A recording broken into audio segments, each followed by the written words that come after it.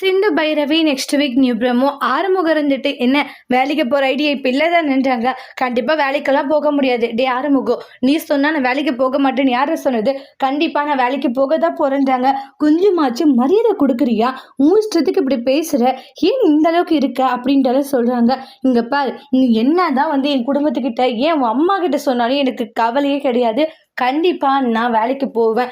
நீ சொல்கிறதுக்காகலாம் என்னாலலாம் வேலைக்கு போகாதாலும் இருக்க முடியாது. சரியா? எனக்கு என் வேலை ரொம்ப ரொம்ப பிடிச்சிருக்கு. அதனால் கண்டிப்பாக நான் வேலைக்கு போக தான் போகிறேன் அப்படின்ட்டுலாம் சொல்கிறாங்க.